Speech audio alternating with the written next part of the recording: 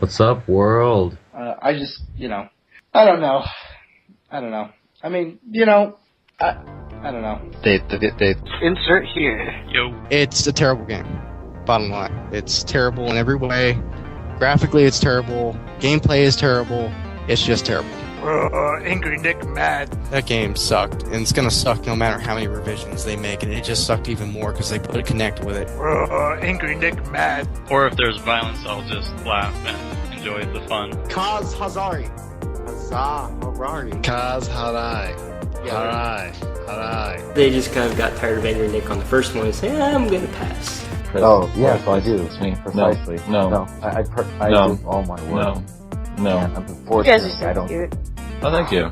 I try. I mean, let's face it, Mario, and to a lesser extent Zelda, is what carries Nintendo at this point. Always be radical. I love you, little podcast. You're the bestest thing ever. For the promise of the new Super Smash Bros. And the Zelda game, yes. You will not find a better story presented in any other game genre, in my personal opinion. Like, JRPGs have that. They have that story. That's what the entire game felt like. Oh my god, I want to bang my head into a wall. It's a podcast again? Can someone remind me? I thought it was a video game podcast. You're listening to the Game Source Podcast.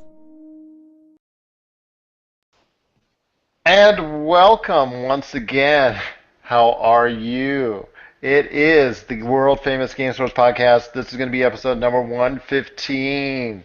How the heck are you? My name is Gerald, better known as Yes Elvis Lives, and I'm here today with OSU Water Polo and the Seventh Valkyrie. I gotta say that like real cool. The Seventh Valkyrie. So that's how you're supposed to say it. There's no other way to say it. The Seventh Valkyrie. So what's up? Nothing. Yep, and that's the podcast. Cause you There you go. Thanks for joining us here today. That was episode 115. Thanks. Have a nice night. Bye. There you go. And today we're talking about the video games for the rest of this year, 2015. It's the start of a brand new year, and we're looking definitely forward to it. I think it's going to be a better year than it was last year, because last year I think was really a subpar year for video. Yeah, well, you could say miserable. For Nintendo, I had a pretty good year, but game-wise. But for overall, it was not exactly the best year in gaming history. I don't think it'll even come close. One of the worst years, perhaps, but that's for another day. We're going to talk first off about the games coming up this year, both in the first half and in the second half of the year, and then we'll talk of the big three. Who do you think is going to fare the best so far throughout the year in 2015? So I will start off with, I know on a previous podcast number 113, which you can find on yourgamesource.com on the podcast page, we did talk previously about two of the earliest big games that are coming out, Dying Light and The Order 1886. Sam, before we move on to Evolve and a couple of other games that are coming out the first half this year, have you seen any footage of The Order 1886 or Dying Light? Did any strike a fancy to you? I've seen for The Order, and I was really, really excited about it until I found out it was a PS4 exclusive, and then I got sad. Get a PS4. Oh, you should be a doctor, Gerald. Like, oh, your leg hurts? Just have it not hurt anymore. It's easy. What's wrong with you? Let's give you a shot in the arm so your leg no longer hurts. I know, I'm just kidding. Let's just chop it off. Well, you're the Seventh Valkyrie. You can easily, finagle and maneuver your way into somebody that you know that's near and dear to you that might have a PS4. I wish that video games was like going to a bar. Like, instead of a guy offering to buy me a drink, you'd be like, hey, you want to come hang out and play my PS4? But, like, that's it. It's like, oh, yeah, let's play video games with you. But that's it. Gotta stretch it out. That's it. Yeah, no, I'm not that desperate for PS4. No strings attached there. I'm gonna start that service. Be like, just get girls to go play video games with guys, and it's I guess it's kind of prostitution. But like, not if they're not doing anything. Yeah, no, it's just video games. Like, just renting out girls to play video games with people, and they happen to get paid for it. And this will be the guy's reaction right here. My That's other great. genius idea is starting a service for bachelor parties where you get a stripper who knows how to play video games and she just plays video games at the bachelor party with you and does her other business. But how great would that be for bachelor parties? Who I wouldn't guess want it's okay if you've got to connect, but that? with the motion control and everything. But it's like, oh, Halo LAN party with this like hot chick scantily clad, like perfect. Who wouldn't pay for that? She would win every multiplayer match. That's all Yeah. I'd say. The guys would be distracted. But Yep. the Order 1886. I know you had mentioned that. Obviously that's something that's Sony's writing a lot of hopes on for the first part of the year, and I think what we've seen. Aaron, you caught some footage with me at CES. I had some issues with it. So did you. I think it all depends on the vertical slice that was there at CES. It depends on how old it was. Because it does need more polishing on the gameplay side. The look and the actual graphics and obviously the cutscenes, they looked very, very strong. But the game itself, I might have some issues with that going forward, and I'm not sure if they're going to be rectified so late in the process. But that's just me. I know the other major game that's in this time frame between the January and February that a lot of people are looking forward to, which was very, very high on a lot of pundits' list, was Evolve. Aaron, or did you get a chance to see a lot of the footage of the Evolve beta when it came out recently? And what are your thoughts on that type? It's from the Turtle Rock, which most people would know those studios from making the Left 4 Dead series. I'm just not a big fan of the 4v1 setup. The new Fable game. There were like 3 or 4 smaller titles that said they were doing the same thing, and it's just like that's almost impossible to balance. I mean, how hard is it for StarCraft or Command and Conquer to balance different units across different races? How are they going to balance a 4v1 so that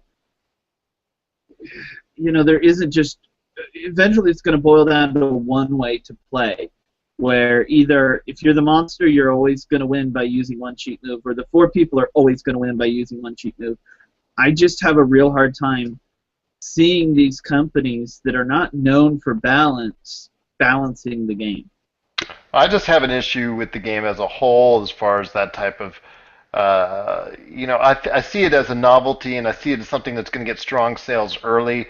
But I think even if Turtle Rock is able to produce constant maps and constant variation as far as the games and gameplay is concerned, I just don't think the 4v. I agree with you. The 4v1 is going to get a little bit old, and it's going to get old quickly because the lack of either a story campaign per se or a constant multiplayer environment where you're playing a little bit more than just with 5 people. Sam, have you seen anything as far as Evolve? Do you have any thoughts on that? Because I know that was something that past E3 was probably the most awarded game of E3 last year. I think it's going to be awesome. I know it got delayed a little bit. Yes. Which, yes. Like, to me, with delays now, it's just like par for the course. Maybe it'll be less broken, because it seems like every game coming out, it's like, oh, it's launched and it's broken. So I'm hoping that having a little extra time is going to help. But do you see the 4v1 concept? Do you think after a while of playing it, do you think it's something that players might tire of real easily? I honestly, if you played with the same people, like I think a lot of it would come down to the people you're playing with. If you have a steady game group that you play with all the time and you just want to play with them, I could see it getting really boring really fast. That's what I'm thinking, because like you said, if you don't have those dedicated groups, like with Destiny has been able to keep its a decent part of its multiplayer base simply because there are those groups, those diehard factions and groups that are willing to still play together within that environment, and that's why at a really high level, that's why that the Destiny still stands out as far as on a popularity level from games that are that were released in that general time frame. Will Evolve have that type of long-lasting love? It remains to be seen, but there are I other think games. it can only be fun for so long. Like, I'm excited about it. I think it's gonna definitely be fun, but I have a feeling for me it's gonna be one of those games that I get and just kind of play every now and then. I see that as well.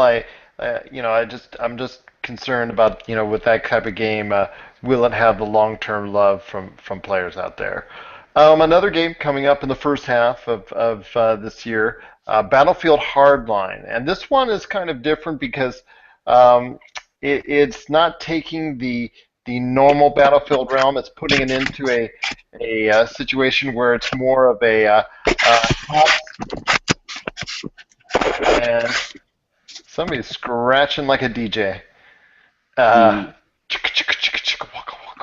It's Battlefield Hardline's coming out, and it's really just a more like a cops and robbers theme rather than traditional, modern warfare wannabe type deal. Sam, were you part of the beta at all, or did you get a I was chance to play not, it? no. I got a chance to play it a little bit during the beta. My thoughts on it is it's just a different skin on the Battlefield theme. I'm more curious about the campaign mode for it, that they're really trying to make it almost like an episodic cop television show, which I think that's interests cute. me. I think that's kind of cute. I think absolutely. I think it's something that definitely want to look into. What is concerning though is Battlefield usually represents the most important release for them each time it comes out, and putting it out in February. I know it was delayed, but I think it was for them saying that maybe they don't have the ultimate confidence in it that they think. Aaron, what are your thoughts on Battlefield Hardline? I know that's not really your cup of tea, but from observing, what do you think real quickly on Battlefield Hardline? I actually think delays are kind of smart.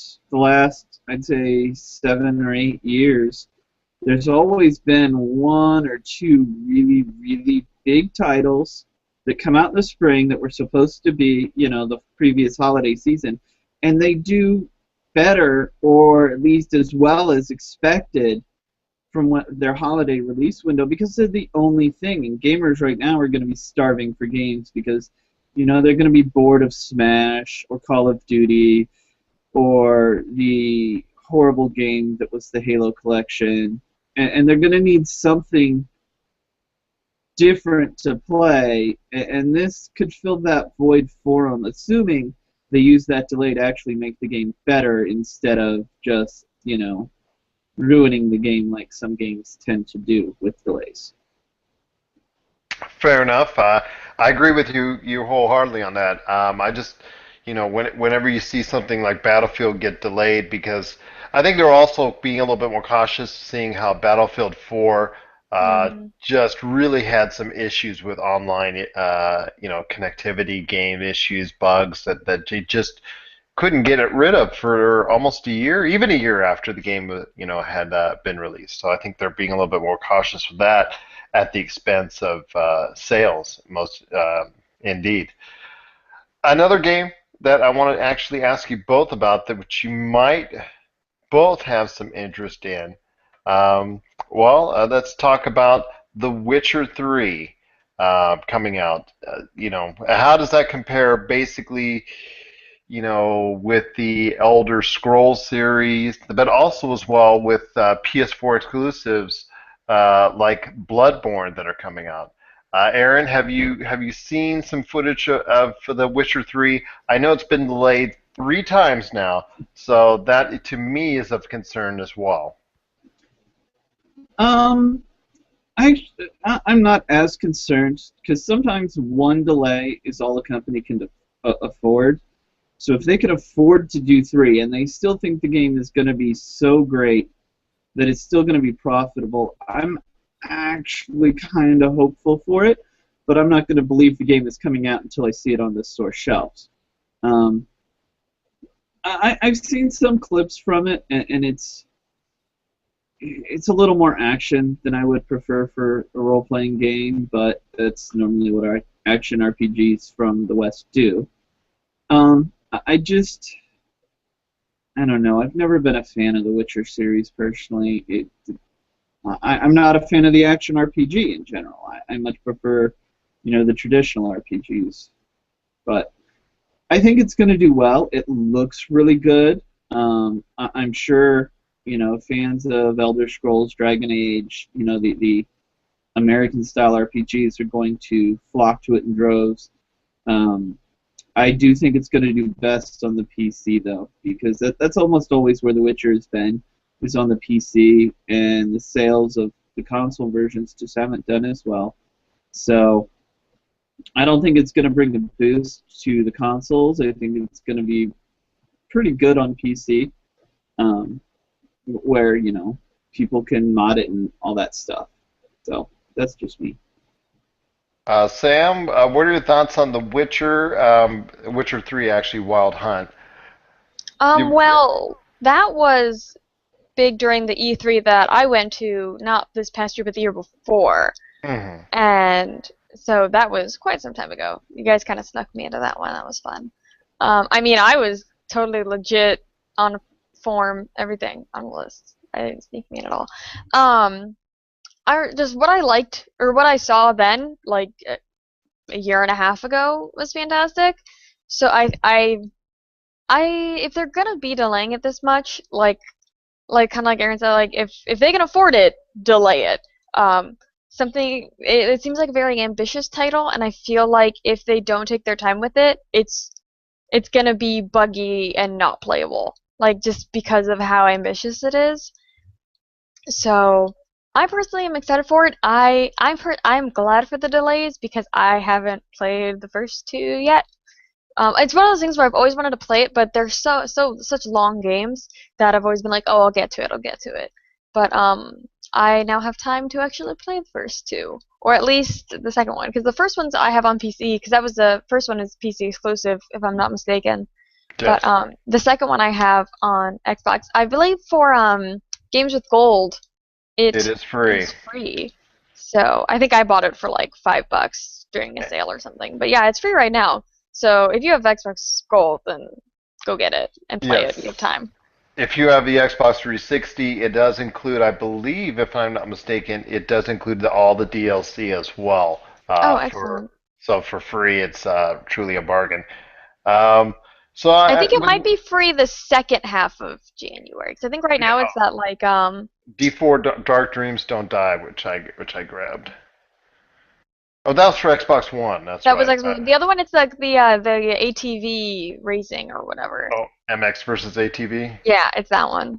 Okay. But I think probably by the time this goes up, the game will have switched to The Witcher.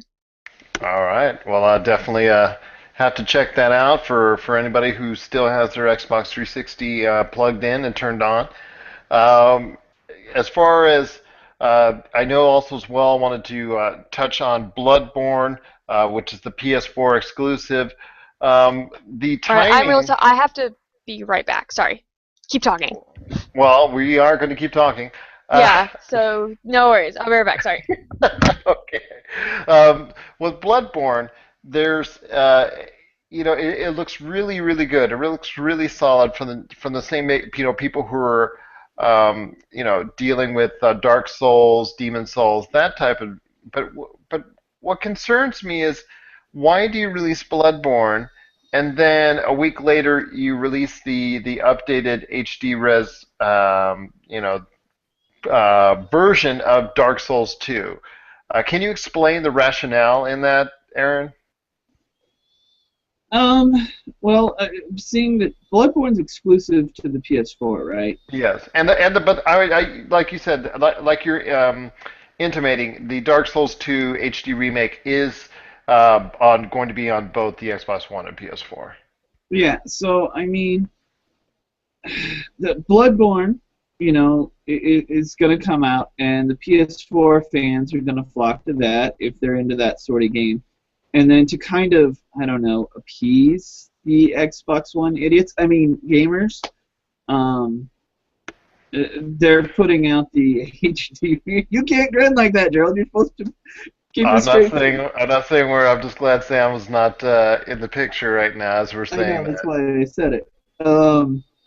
I mean, it's trying to appease them, maybe give them something that that style of game that they're going to be lacking, knowing that their PS4 brethren are getting to enjoy Bloodborne. As for I putting think it they out on the PS4, I mean, I don't know the cost of the HD remake, but I mean, if it's like 20 or 30 bucks, then yeah, somebody who isn't going to pick up Bloodborne, it may, look into it, but It's basically the same gameplay style and has the look and feel similar to each other. I just, yeah, seeing how they're not really, competitors as far as, people, the individuals publishing these games. I just don't foresee why that they were actually, putting these two sometimes they together. do that. I mean, I've seen where, the company puts out, game A, and they put out game B that's an older part of that series online, done up in an HD remake, and it does well. Namco Bandai did that with Two Tales games this year. Admittingly, there was about a month and a half or 2 months between them, but you get the hype up for the first game, and then they go and jump on the classic game as well because they're into it. I don't know that a week is going to be enough time for that to build Yeah. up. It should have And been that, more about a month or so, but I would I think mean, exactly. it's not terrible. Maybe they know they're going to put it out now, get the diehards to do it, and then in a month or two, run massive sales on the HD remake to get all those people who loved Bloodborne and want more of that series. Fair enough. Fair I enough. mean, who knows what their plan is, but a week. I do think a week is a little short. It's a head scratcher to me. That's all I can say. They wanted to have something for the people who are diehard Xbox fans, don't have a PS4, but want that style of game. You either do you delay everything a month, and then the Xbox, or a month or two, and the Xbox fans are looking for that type of game. Oh, we don't find it. Let me go pick up something else. Or do you put it out on the PS4 a week later and lose some PS4 sales? You're going to lose them either way. It just depends on which one you think you're going to lose more, and they probably feel that the delay is going to lose more of the hype from Bloodborne than letting it sit for a month and getting some of the PS4 people that picked up Bloodborne to also pick up the HD remake. Yeah. So. Before we touch on the games of June, which we're actually going to put into the first half of 2015, I'm going to touch on one last big release. Codenamed Steve. Well, hold on. That's on the that's for second now. You have No, to. it's March. Is there a game? Remember, I'm going to ask the question in a sec where you can mention that game. If you read the script I put on. Scripts Anyway, are terrible. Well, thank you. But they're a guideline for us to go by. Any which Gerald, way. I think they're wonderful. Thank you.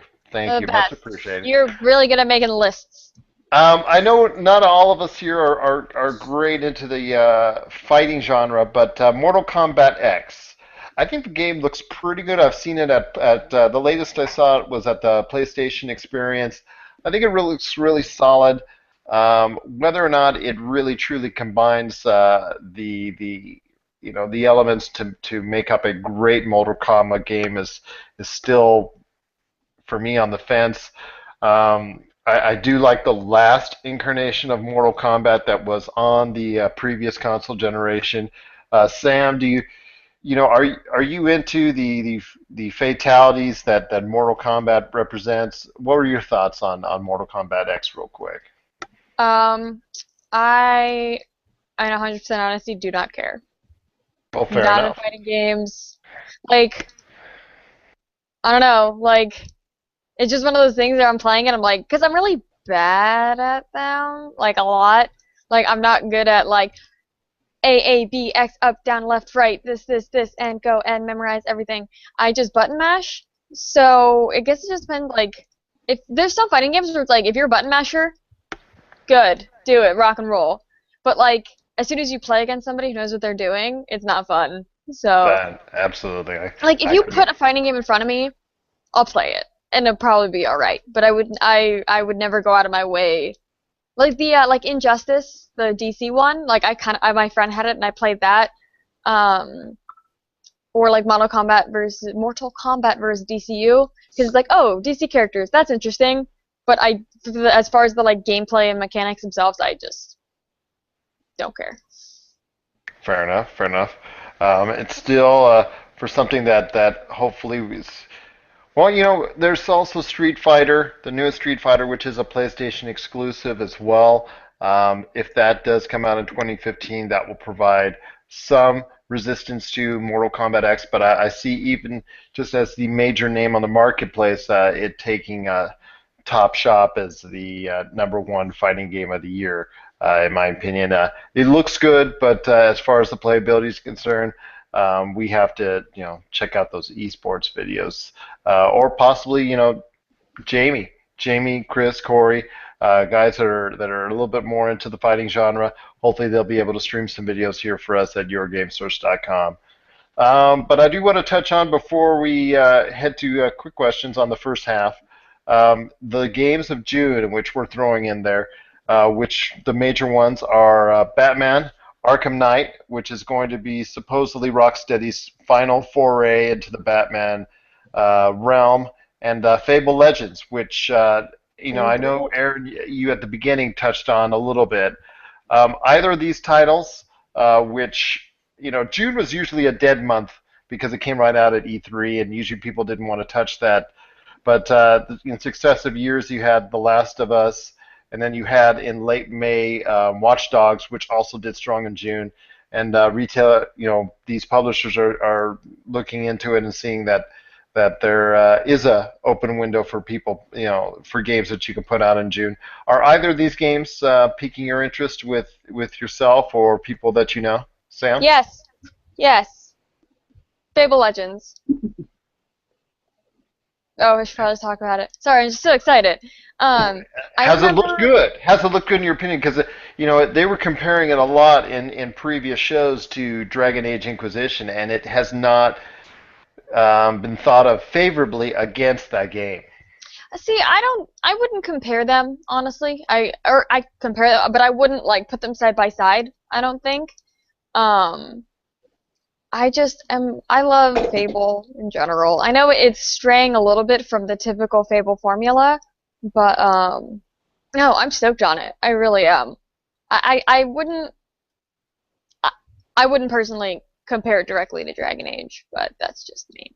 Doesn't it have a better comparison with Evolve, since it's basically a 4v1 game? Yeah, it's more like that. I think it's going to be a better Evolve. I think it it does compare with Evolve, but I know that past E3s and whatnot, they were trying to compare it to Dragon Age as far as because they come from a similar type of fantasy atmosphere. I think that was probably what was they were trying to garner, and they were. Isn't really gonna pull the wool over a gamer's eyes. We're all going to see this isn't the same thing as Dragon Age. Not even I believe Fable Legends was going to come out in that fall timer frame and got pushed back, into this year. So I think that was another key as well. If they were going to both go at almost a head-to-head, which one would more people be interested in?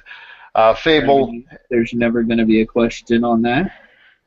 Well, Dragon Age 2 was not very good, but Dragon Age Inquisition, as Sam has reviewed and told us, there is no doubt that Dragon Age is back on the rebound and very strong indeed.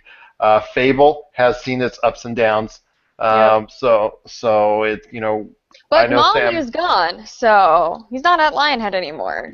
Yeah, but unfortunately he was not there when they did the Connect one too. So. You remember the Connect one, correct? Milo? No, the Fables that was Connect related. I didn't actually. Yeah, it play was. that. It was bad. I kind of pushed it from my mind, and I forgot it existed until just Yeah, now. unfortunately, So you'll have that's to a good way to think about it. anybody who ever says the Fable series has been one of the greatest in this generation has to play that version of it for 10 Okay, minutes, well, and they'll Zelda request it. had like Link's crossbow training, so Whoa, we can all crossbow like training every was game series awesome. has their dud. This is So- true. This is true. This is Link's true. crossbow training was awesome, and it was a tech demo, not a game. They're black sheep. Let's put it that way. Yes. It was a everyone- free game when you bought a $20 piece of plastic. What else did you use that crossbow for? Tell me one other game you used that crossbow for. Ugly stepbrother. How about that? Ugly stepbrother. Give me a second. I have a whole shelf of games that I used with it. I just can't see it. 'cause I Really? can't- But like, isn't it weird? Like, unless you're like 8 years old, like, isn't it designed for really tiny people? I am really tiny. Jeez, no. The crossbow. You that don't came have the with build it of an is- 8-year-old, unless Well, your no. camera, you're like really proportioned differently than you appear. No. I don't have anything for No, scale. oh god, what was it called? There was a Time Crisis game I used it on, and then there was. Oh, I do love another. Time Crisis. Yeah, Time Crisis is good. They got to The bring it rival back. to the Time Crisis was zombies that I cannot think of right now. You know, rail shooters as a whole. Yeah, I don't want. on rivals, but I don't want Blue Estate to be the last defining. As I said in my review of that last year, I don't want that to be the last defining vision of the rail genre. Rail games are pretty cool. It's just the environment that you got to put it in. But let's go on before we go on to the second half. One last thing for you guys, and I just want you guys to think on this real clearly. And I know Aaron, you had already hinted on what's yours. Something that you think is going to fail miserably of those games that we were talked about. Which one would you put the most money on to fail, to crash and burn? And which one to be the most successful? Battlefield for both. Battlefield for both. You're hedging your bets, as they say here. Sam? It's either going to be phenomenal or it's either going to suck. They're just, I don't see it being, and I don't mean phenomenal like Call of Duty sales. I just mean compared to the previous one. Yeah, absolutely. Sam? I'm gonna go with what I think is not gonna go well is Evolve. I'm worried that it's gonna be broken despite delays. I mean, the one that like it has me optimistic. It's like, oh, they delayed, so maybe it won't be broken. But I just feel like it's gonna be really. I just have this sense. I'm channeling my gaming sixth sense here, and it's gonna be buggy, and this like matchmaking is gonna suck, and it's gonna be terrible. I'm excited. Like I want it to be good. I'm not like this is gonna suck. I want it to be good. I genuinely do. But which game do you think is going to do the best, or which game do you think is going to be the strongest entry of the ones we talked about? Of the ones we talked about, I would probably say Battlefield, just because of the name recognition, really. Like Fable, like people love Fable, Batman. but not as many people know Fable. Evolve is kind of like it has the potential to sell well, but I don't think it's. I think people are going to see, oh, a new Battlefield game. I need it. The other problem for Fable is Evolve is coming out, I believe, before it. And if Yeah. Evolve comes out and does really, really, really well, then Fable isn't going to have the sales because everybody's going to be going over to Evolve. But might And if people be like, Evolve oh, does bad, Fable's going to be like, oh, this is too much like Evolve and that was bad, I'm not going to bother. what if like people really like Evolve and they like the gameplay of it and they're like, oh, Fable is just like Evolve but in this different setting. Maybe I'll try that. I don't think it'll be like at launch. Mhm. I think at launch Fable's screwed pretty much unless Evolve is a mediocre game. Just on the Okay. good side of mediocre. Because I think Evolve is going to either take away its sales or scare away its sales. And if it takes away sales, I think Fable after like 2 or 3 months, when people start, going, oh my god, this game is awesome, and the word of mouth actually gets out, then I think people might flock from Evolve to Fable, but only if Fable is better than Evolve and everybody loves the style that Evolve brings out. Yeah.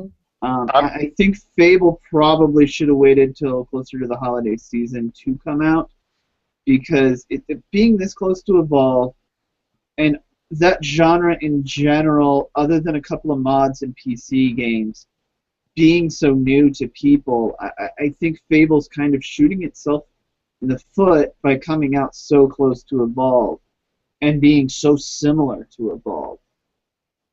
I think as far as for me, I think the game that I think is going to do strongest, I'm going to say The Witcher 3. I'm going to throw that out there, The Witcher 3 Wild Hunt. I think, like you guys were saying, if it's as good as advertised. yes, and because with enough time that they're allotting it, when you delay something 3 times, I think that is going to be the trick to get it right. I think it's going to be in the Game of the Year hunt, because it will be a big, wide open, just awesome experience. Although, with some caveats, I think Sam may be right. It might have some bugginess a la Skyrim, but we'll have to wait and see. But I think it's really going to, melt a lot of hearts when it comes out, later this year. The game I think is going to crash and burn is Fable Legends, simply because if there's probably only room for one successful game in June, and I think with the promotion backing, I think it's going to be Batman, because it's going to be the final Batman supposedly for Rocksteady. I think Fable Legends will not get the support and love if it's coming out in June from Microsoft that it deserves, even if it is a solid game. So I think that's probably the one that, for me, that's destined to crash and burst the most. So quickly, before we go to the second half, one game, and please let it be a Nintendo game, because we haven't talked much about Nintendo games for the first half of the year. What's the question? What? First half of the year.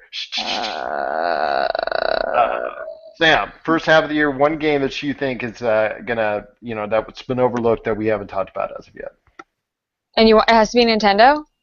No, it doesn't have to be Nintendo. So I was, we didn't talk too much about games for first half. Nintendo, which is probably a fault of their own for not being able to produce that many games. But I know Aaron had to mention one real quick. So. Does the Resident Evil Remastered count as a new absolutely. Game? That's a game release coming out. I am very excited about that, because I love Resident Evil, and I would love to go back and play the old ones.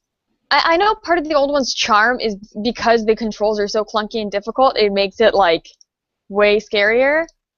But I'm excited for the remastered version, and because those games are fantastic, and it's been a really, really long time.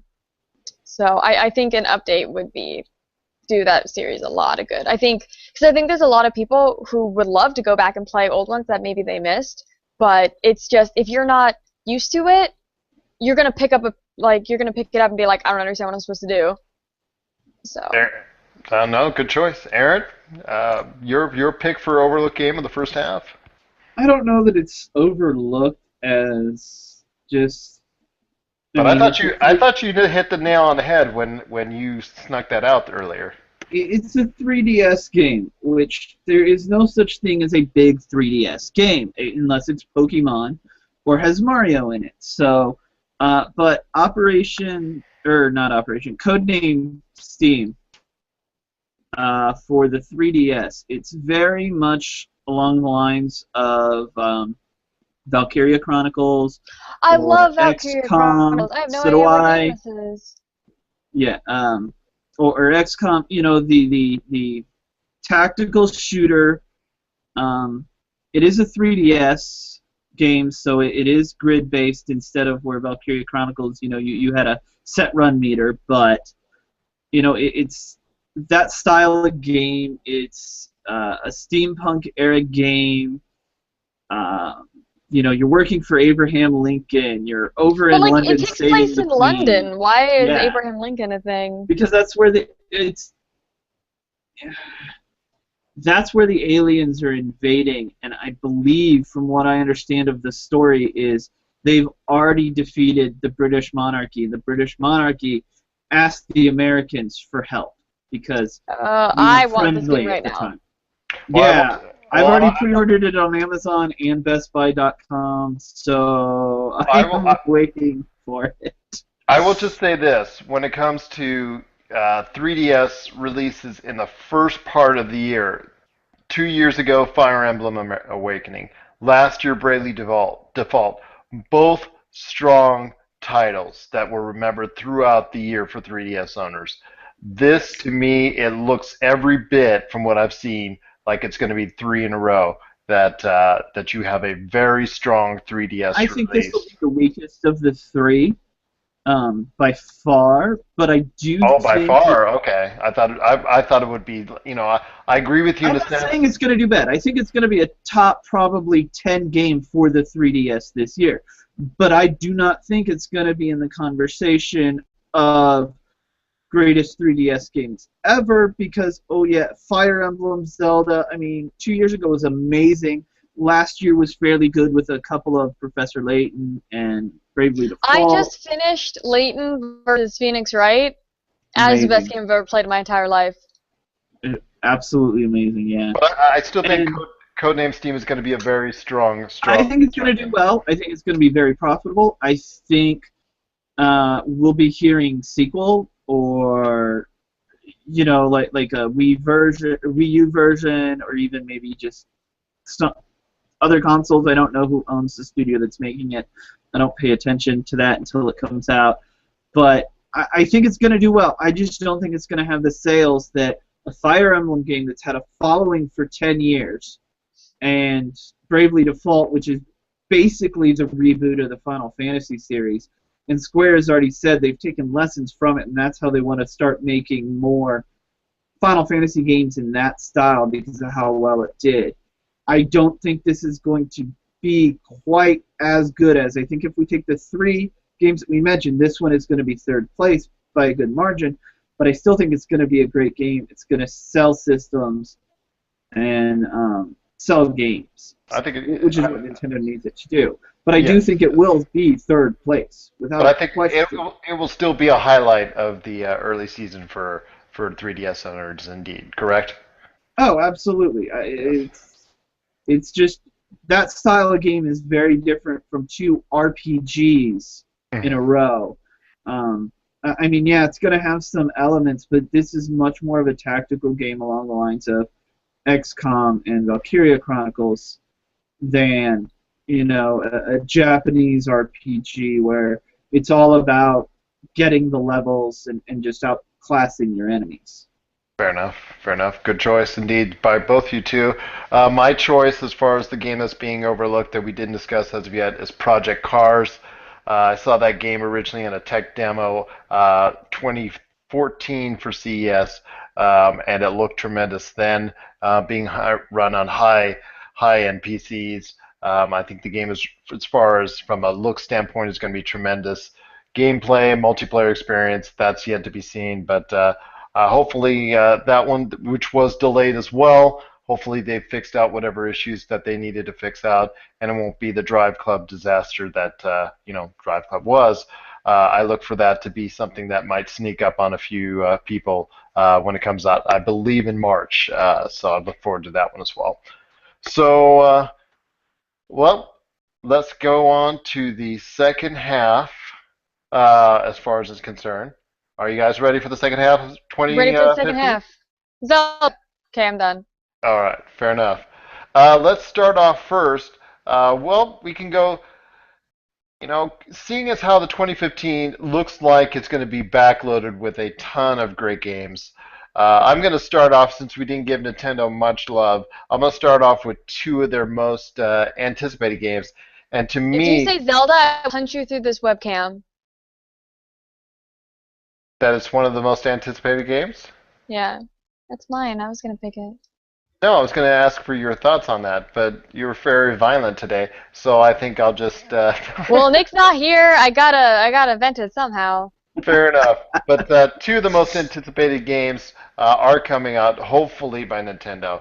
Although Zelda, to be honest with you, I'm kind of on the fence that it will be coming out this year. I'm not going to argue on that. The 3DS one will come out this year. I don't see them delaying that. It doesn't have a title yet. And I'm going to say start first off the Star Fox Adventures, which is supposedly in better shape at this point than the Zelda. which, as you know, you indicated earlier, Aaron, is a big, ambitious title coming out. As far as the open world concept for them. Of the two, which do you think is going to come out and be a much more polished game? If it comes out, both comes out this year, Star Fox or Zelda Wii U? If they both come out, Zelda's going to be a more polished game. There's no question on that. It's just, will it come out? I don't know. I think the 3DS Majora's Mask remake will come out this year. The Wii U, I don't know. There's so many games coming out for Nintendo this fall that Zelda might be better off being delayed till spring of next year anyway. But to me, that's the marquee title. Because there's like 6 titles coming out this year in the fall for the Wii U. But are any of them going to be things that will have the name and prominence of Mario Kart 8 or Super Smash? Because Star Fox is really beyond a lot of people's memories as far as gaming. Yeah, that was a GameCube game. The last time we really saw it. So. And Splatoon is an unknown quantity. I mean, no disrespect to that title, but it is an unknown quantity. I think a lot of hopes for as far as Nintendo sales in the last half of the year will be riding on a Zelda coming out in 2015. It's just my honest opinion. I'm not trying to hate on Nintendo or anything like that. I think X will do well as well. I think that'll draw in people just from the name alone. But it's not to a general consumer base. I'm not talking to Nintendo hardcores, Nintendo fan base. I'm talking about a general consumer base. You know, the Amiibos and the Super Smash, was really good for them this past holiday season. And I'm looking for that same kind of love. And I think probably the game that they could push most on advertising would be a Zelda. Yes, absolutely. But I still see that they have some other big games that are going to push the system. I mean, Xenoblade X is going to sell. It is going to sell systems. I know a whole bunch of people that are just waiting for that game to get their Wii U, and that'll be the first big game that they're going to play, because you can go over to any of your friends' house and play Smash or Mario Kart. You know, Xenoblade is one of those games that you're going to like take a week off of work and just play the crap out of because of how good the first one was. So I think it'll do well. And I agree with you. It was very strong. It was rated very highly here at GameSource, and I think it's a great game. I just don't think it when you talk to the average consumer who are buying new Wii U's or trying to buy new Wii U's in that third and fourth quarter, especially around the holiday season, that they're even familiar with the game enough to see that as a great game for Nintendo to market. I think Star Fox maybe could be that game. Splatoon maybe. Xenoblade maybe. But I really think none of them can hold a candle to the marketability of a Zelda. Other than Mario, nothing can really compare to Zelda on any console. So that's what I'm saying. If you don't have a Zelda that comes out this year, then they could be really just not as great as not as great as things could be for that for Nintendo. But Sam, tell me your thoughts on what you look forward to for the Wii U this year. When it comes to Star Fox and Zelda, and how crossed your fingers you are on those titles. I definitely agree with Aaron about Zelda. I think it would be more advantageous for them to wait to release that. As far as the Wii U goes, I think what'll be good about Star Fox is, since Super Smash just came out, it kind of reminds people of all these Nintendo characters, whether or not they've had a game recently. So I think if they're planning on releasing a Star Fox game it's January this year, I think it definitely helped, because Super Smash Brothers is almost like advertising Nintendo characters. So I think once Smash came out, people were like, oh, Star Fox, I remember this. So I think now is actually an excellent time for a Star Fox game to come out. because people are remembering it because, like, oh, Star Fox, this guy, love this guy. And well, that leads me into some of the other games of the second half of 2015. Titles that you're looking strongly at, Sam. What if you were to name three more that are coming out in the second half? Just share your thoughts on what those titles may be. Two or three One that I'm titles. definitely super stoked about is Tomb Raider, because with the last one that came out 2 years ago, 3 years ago.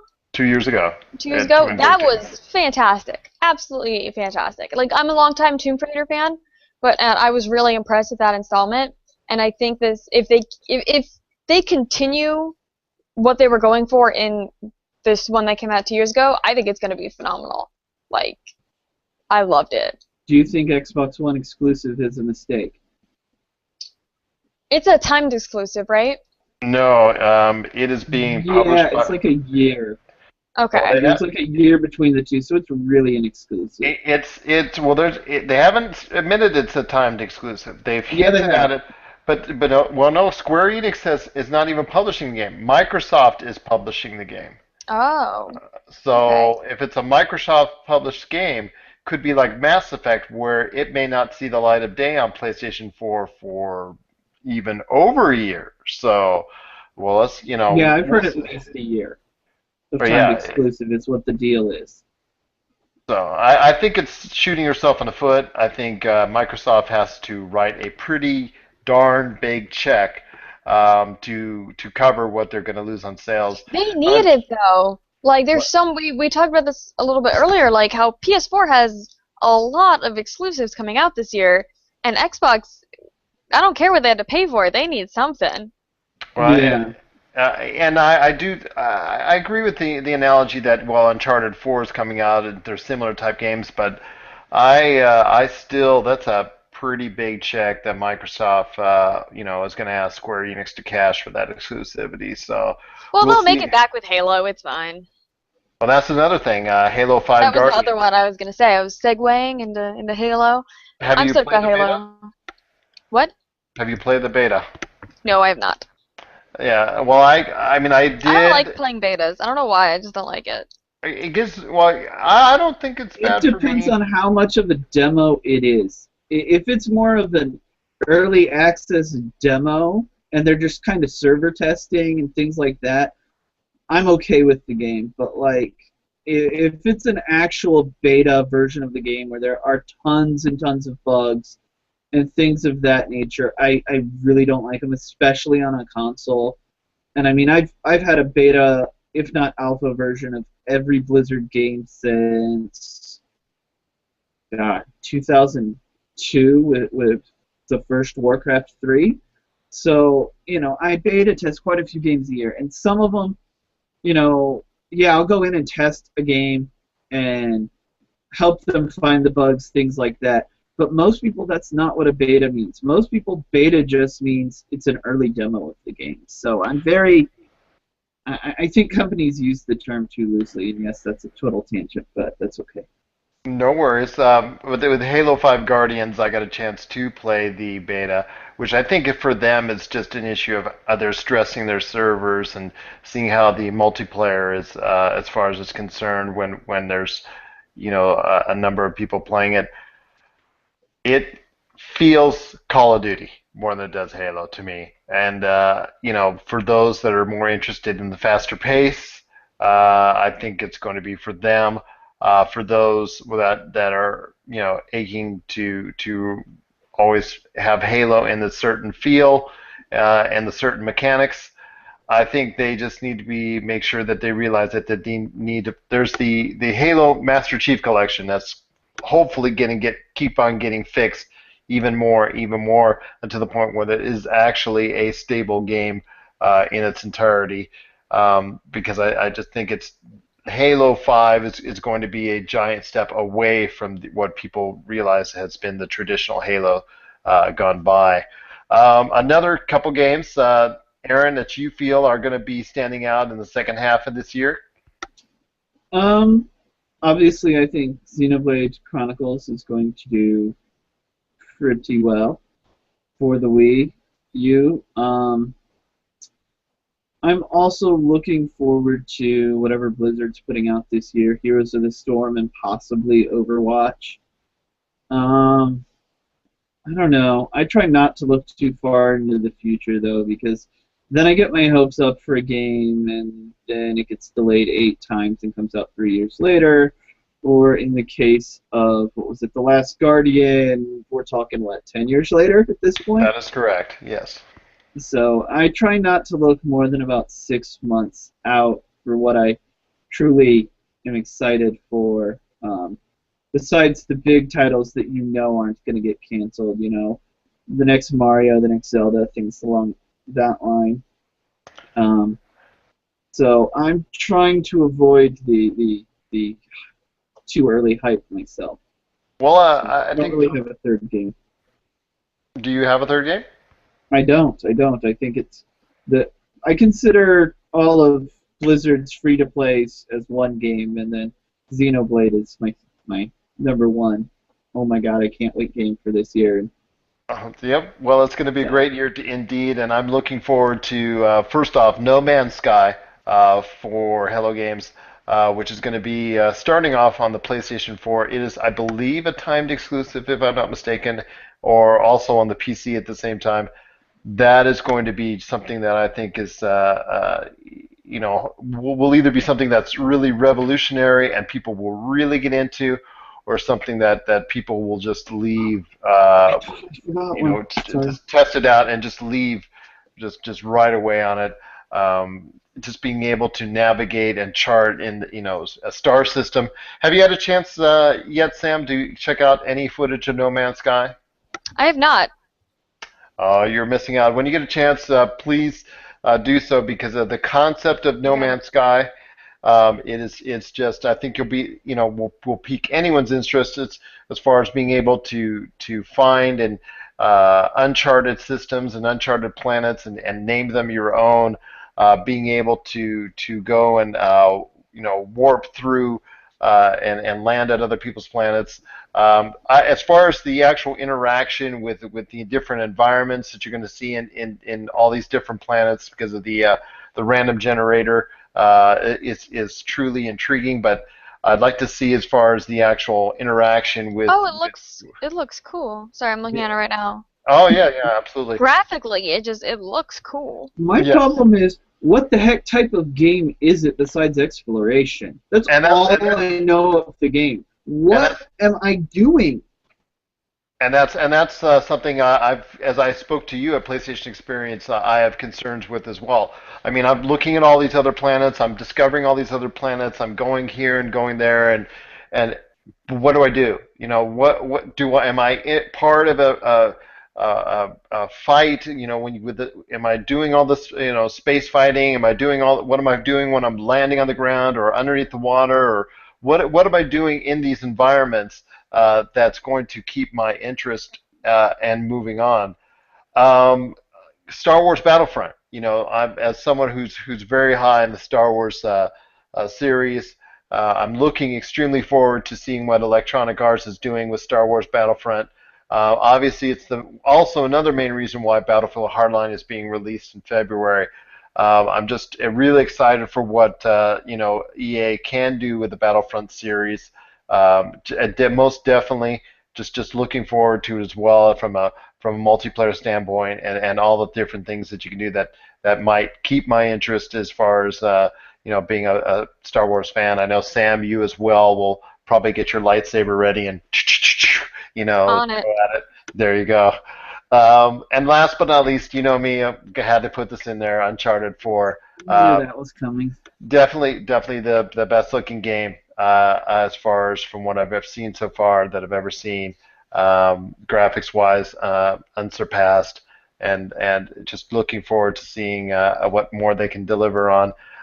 Will it be a darker story for Nathan Drake, or will it be something that's kept light and campy? We'll see.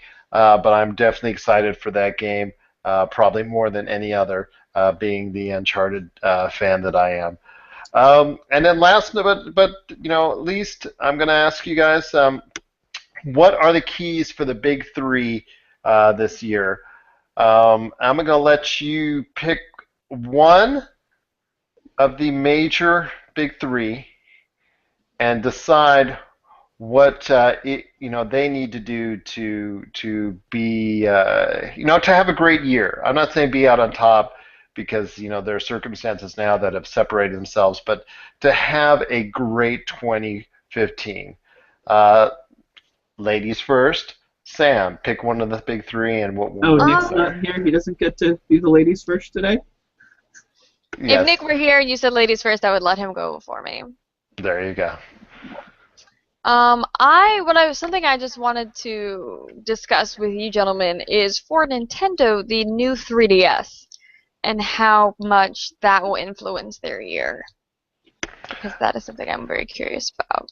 Well, to the general consumer, I've said this before to Aaron. We had the confusion because as far as it's concerned, the confusion for the new 3DS in regards to why do I need this new 3DS when I bought a 3DS this past Christmas or earlier this year. But you can say that about any system ever. I understand that the new features myself. But trying to translate that to a new consumer when the 3DS is not even that old and is still doing fairly strong in sales, and Japan is still doing really strong in sales, is to me kind of suspect. I understand it has new features. I understand it has a new control. I understand that there are some accentuating features, but to me, I think it's to the general consumer, it's going to be a little bit confusing why they need this new 3DS as opposed to the 3DS that's going to be still predominant on retail shelves. My answer to that is the same as it is to new systems. You don't need it yet until the games come. I feel there will be exclusive games. They've already said yes, the Xenoblade remake is going to be exclusive to it. There are going to be other games that have exclusive functionality with it. But I mean, what's the reason to go buy an Xbox One right now? Absolutely nothing. Same thing with the PS4. Up until Mario Kart, there was no reason to jump and go buy a Wii U. Until the games are there, there's no reason for the casual fan to go get it. Casual fans are not out buying a PS4. They're not out buying a 360. They're just now beginning to look at the Wii U. It's the 2-year curse. The first 2 years of any system are going to be, where the hardcore fans are the only ones who go out and get it in general. I mean, there's some casual fans who will, but I don't see a reason for the average consumer to go out and get it until there are games to support it. It's the problem every system has is there are no games at launch. Sam, you posed the question to us. What do you think about the new 3DS? I think definitely, like you said, just the confusion alone is going to be a huge problem. Just calling it the new 3DS and then having games that are exclusive to it, it's just going to be really, really confusing. And I think they've got to change the name. Yeah, like something as simple as just if they change the name to something where it's very clear that this is not the same as the thing you have right now, I think it's going to make. They had with the Wii U. I still have people when I'm shopping at Best Buy or Target or wherever, and they're like, "Oh, I want to pick up Smash Brothers. This is totally going to play on my original Wii, right?" No, it won't. But this controller works on the original Wii. It's like, yeah, they needed to rename it all. Because the casual consumer, which is Nintendo's bread and butter, is not as, what do I want to say, addicted to information the way that we are. So, it's very, I think the name is a little bit confusing. And if they change the name, 95% of the problems go away. Yep, so I totally agree. But we all thought they were going to change the Wii U's name, so who knows? It was better as a prototype when it was called the Revolution, but that's going back. So let's get back to what we were going to say. If we'll start again with ladies first.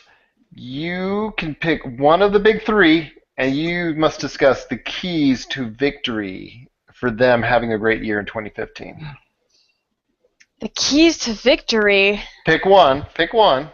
So is it the one I think is going to be the most successful? Well, no. You pick one. You pick Nintendo, Sony, and Microsoft, and I'm gonna say, hey, it's for me. It's Nintendo, and here's why I think they're gonna have a great year. Or Sony, I'm gonna think gonna have a great year. So this is really out of character for me, but I'm going to pick PlayStation because of all the exclusives that they have. Like, just going down the list, I was just looking before this, I was looking at all the games that come out in 2015, and there are a lot of games exclusive to the PlayStation 4. I know, Gerald, we had discussed how it's just because PS4 is pushing more units than any of the other systems. But I think that in the long run, I think that makes a really big difference. I think small games and large games, like you said, are becoming exclusive. They are riding the quote unquote winner right now at the moment, and they're riding the lead horse. A lot of these players are. They seem to jump on it. If the tide turns for whatever reason, you'll see a lot of these companies switching to the other sides. But right now, that's a good point. Aaron, if you were the other two, Nintendo or Microsoft, which would you choose for having a great 2015? I'm going to let you go ahead so that I get stuck with the leftovers. Oh, a challenge. Well, I'm going to tell you right now, for me, it's going to be Nintendo. And the reason why I say the keys for Nintendo to having a good 2015, you mentioned there's a lot of medium games that are coming out for but a 3DS. Nintendo medium-sized game is bigger than the other systems medium-sized games. Let me explain. There's a lot of medium titles that are coming out for the 3DS and Wii U this year for Nintendo, but none really are going to be able to push units out the door to a general consumer audience like Zelda. And the key to 2015 for Nintendo will be Zelda. If Zelda comes out, I see them having a tremendous year, just like they did this past year. They had a really, really strong bounce back year last year, and I could really see it going with that momentum, especially if they add in a price cut as well. If they do both those things, Zelda and a price cut, it will be a really strong year because Splatoon, because Star Fox, Xenoblade Chronicles, with all due respect, Darren, they're not going to push out what Zelda. I agree. They're not going to push, the 10 million systems that Zelda would. Yeah, and they're not. They're not going to push the numbers that you want. They'll push to a base, they'll push to a niche, but they won't push to the general consumer, which, as you know, during the holiday season, buys at such a tremendous rate that it outpaces anything at any given point of the year. And that to me is the key. If Zelda and a price cut happen, we could really see a strong, strong year for Nintendo. So that leaves Aaron with... And we can't forget Mario Maker for Wii U. No, excellent. But again, Nintendo has a whole bunch of games this year. There's over a dozen games that are looking really good. But that falls into that category of medium-sized games. Zelda's here, everything else is here. I'm not saying but how many games are up here? I mean, there's probably 3 games per system that are really that up there. But I'm just telling you which one games to push that were 10 years ago are no longer there. So. But ultimately, it's a bottom line thing with Nintendo. I agree. With Microsoft and with Sony. What is pushing out these systems? It seems to be different for each of these big 3. With Sony, it just seems to be the momentum still to this day from the faux pas that Microsoft made.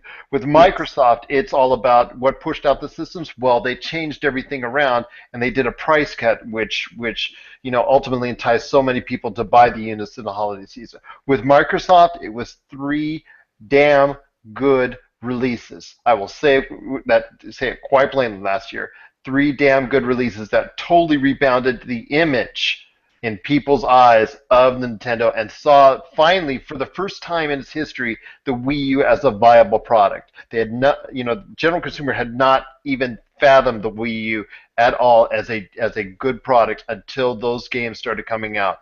And I don't mean this to the hardcore. I don't mean this to the to the Nintendo fan base, but this was something that the general consumer saw. Hey, it's Mario Kart. Hey, it's Bayonetta 2. Hey, it's Super Smash. These are three damn good games. I got to get the system, and that's what promoted a strong 2014. And it's going to be that way again if Zelda and a prize cut happen. So, but I leave Microsoft to you. I know you've been avoiding it for a couple minutes now. I'm going to leave Microsoft to you, OSU Water Polo.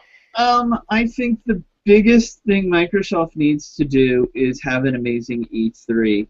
They can't have their, horse and carriage show that they have every year. Let me bring out this developer and let them spend 5 minutes showing off the game that 4 people care about. We're going to see probably 15, 20 minutes of Halo 5. Who cares? They need to show me what separates the Xbox One from the PlayStation 4 without using games that I already know are separating the two systems. They need to show me something new. They can show me a new Gears of War if they want, new direction in that thing. But they need to show me why someone who doesn't have either system needs to go buy an Xbox One versus the PlayStation 4. I need to see 10 AAA exclusive games that are coming out between E3 15 and 16.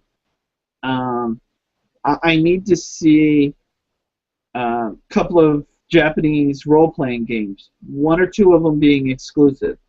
They need to show me that they're going to make the DLC cheaper on multi-platform games.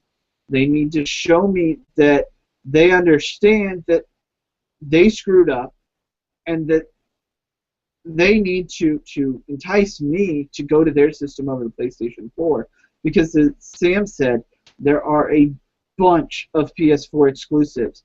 A lot of them are either AA or AAA games that everybody's going to be talking about. Whether they're good or bad, we don't know until we get the final product. But in general, they all have really good track records from the developers.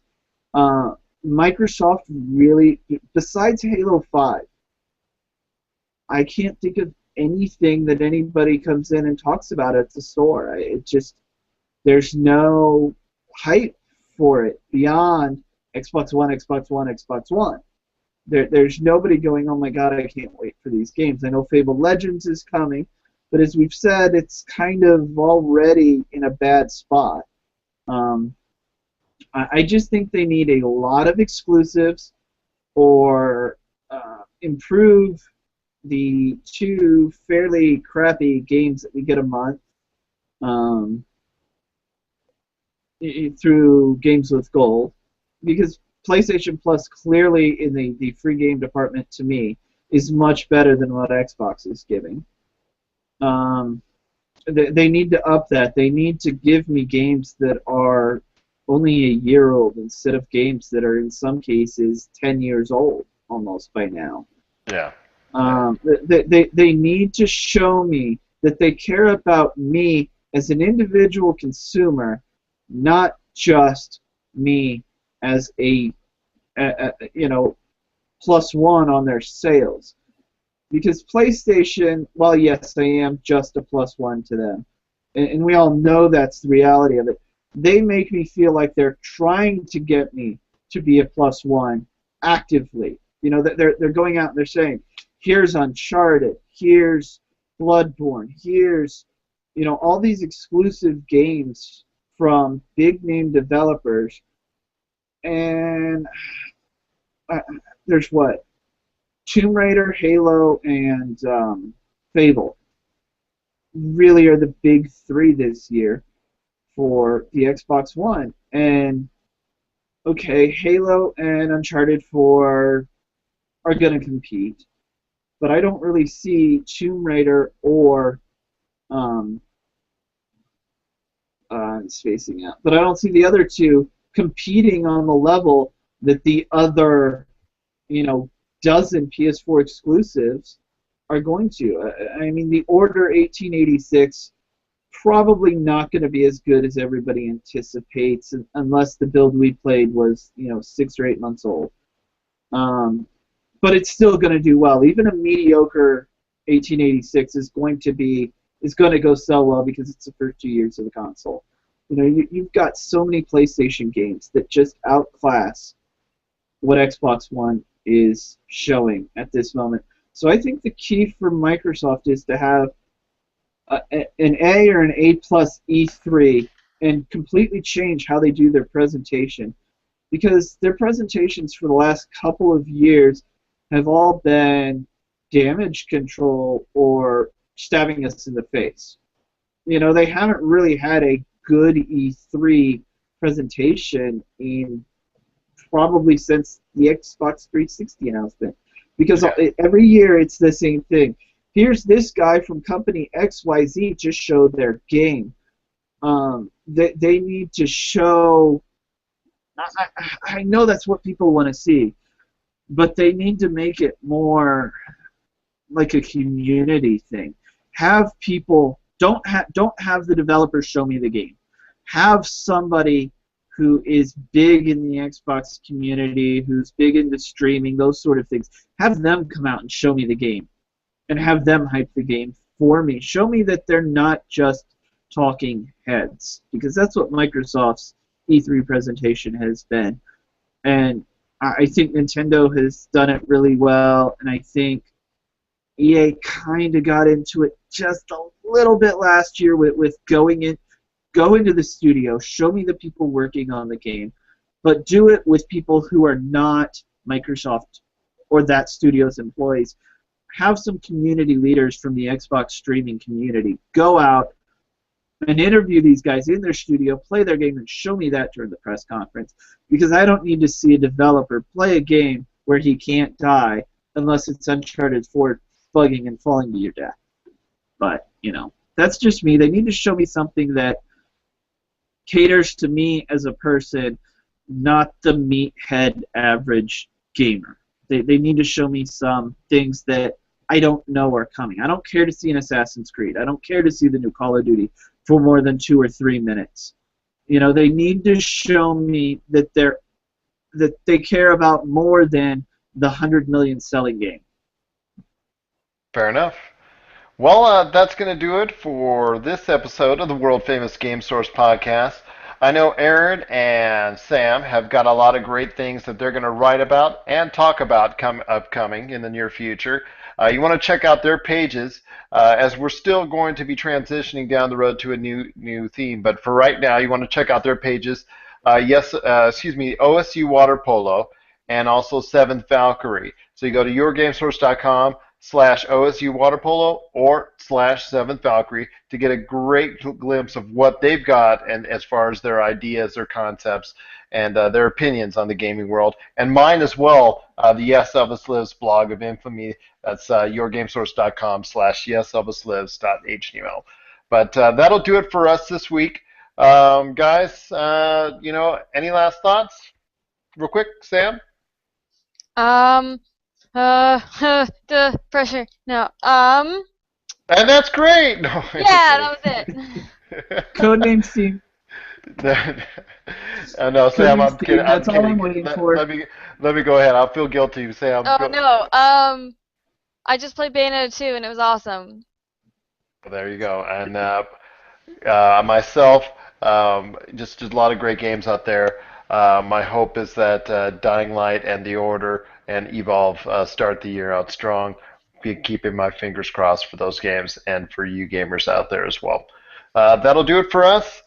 Thanks again for joining us. Once again, that's yourgamesource.com. GameSource on Facebook. Please follow us there. You get a ton of news every single day because we're the leading aggregate site in the world as far as the video game news and information scene. Also, you can follow us on Twitter and get our entire feed. We've posted over 30,000 news articles from around the world on the video game scene through both our Facebook and Twitter. So follow us on both or either, which is your choice, no problem. Our GameSource YouTube page, which we're going to be showing this as well. And of course, you can always catch the MP3 on yourgamesource.com on our podcast page. So for me, Gerald, better known as Yes Elvis Lives, OSU Water Polo, and 7th Valkyrie. We want to wish you well and have yourself a great day. Say goodbye, guys. Thank you. Goodbye, guys. Thanks again. Do you love games, breathe games, and bleed games? Then this is the crew for you. If you are interested in editorial, podcasting, live events, and exclusive content, make sure to hit us up at info@yourgamesource.com and become part of a team that is dedicated to delivering all the greatest and latest in gaming news and content, all here at yourgamesource.com.